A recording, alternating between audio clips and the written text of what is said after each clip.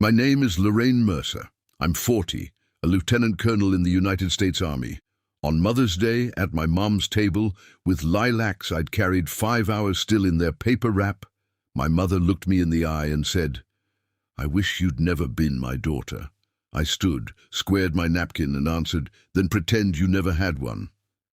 I walked out, drove 10 minutes, and my phone buzzed. "Bring my car back or I'm calling the police." I typed, "Go ahead." 45 minutes later, 3 patrol cars sat outside her house. I'm a logistics officer, 18 years in uniform, made lieutenant colonel at 38. On post, trusted absolutely. Back home in Dayton, I wasn't a colonel.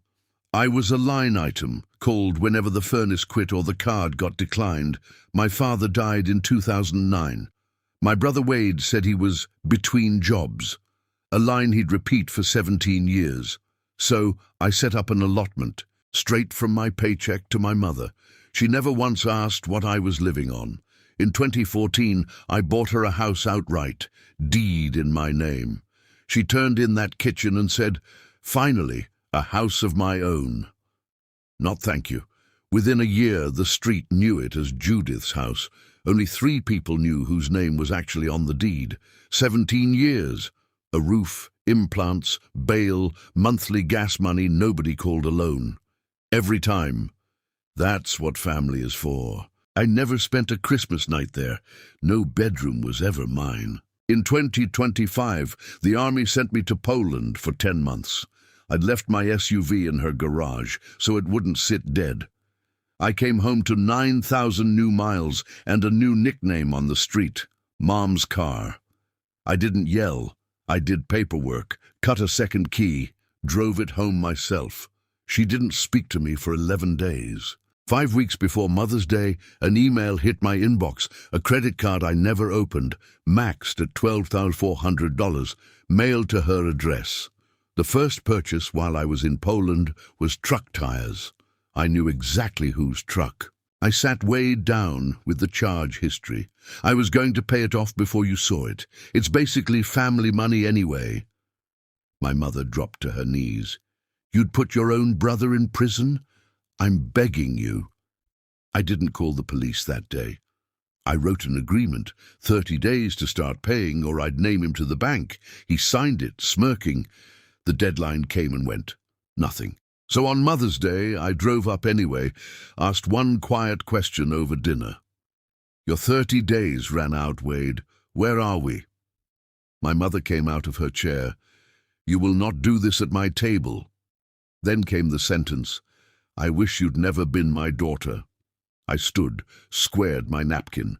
"Then pretend you never had one." 10 minutes down the road, her text came. I opened the glove box. Registration, my name, my address. I typed, "Go ahead." Sergeant Whitaker ran the plate before he even knocked. "This comes back registered to Lorraine Mercer. Is that you?" My mother waved at the street. "Everything here is family. We don't divide things up with paper." Wade came out drunk, shouting harassment. And a records check turned up a bench warrant nobody had told me about. He went out in handcuffs on his own mother's phone call. She didn't scream at the police. She screamed at me, "Do something, you're a colonel." I was her asset and she wanted a withdrawal. That night I took inventory, mortgage, taxes, the roof, the bail, hundreds of unmemoed transfers. By sunrise, $217,000, give or take. I filed the police report, named Wade, handed over deployment orders proving I was in Poland when the card was opened. I sent a certified 30-day notice to vacate. The family closed ranks, a fake law office letter demanding $40,000. My lawyer called it Hope with Letterhead. The county docket did the rest of the talking. My niece Emma found a shoebox. Decades of money orders my mother had paid her own mother as board money until she was 30. My mother had learned love the only way anyone ever taught her. A voicemail came. "Laurie, come to dinner Sunday. Just the 2 of us." I went. She apologized, really apologized, then slid an envelope across the table. My police statement, the detective's number circled. "Call him Monday, and I will be your mother again." I touched the index card behind my ID, $217,000 in pencil, and put it back. I'm not calling him, Mom. I've spent 17 years auditioning for this part. Tonight I'm done.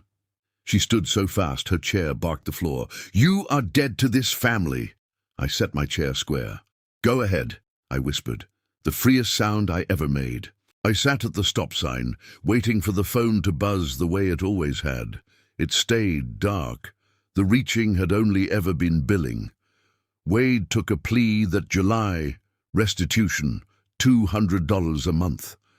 The house sold in 6 weeks. With part of the money, I bought myself a cabin on a lake, the first key anyone ever cut for me at my own request. This Mother's Day, I planted lilacs on my own porch. Emma brought a pot roast too salty, carrots raw, the best one I ever had, because it came with no envelope attached. Love you have to keep paying for isn't love. It's a toll. And the bravest thing a giving heart can do is close the road and see who still walks toward you.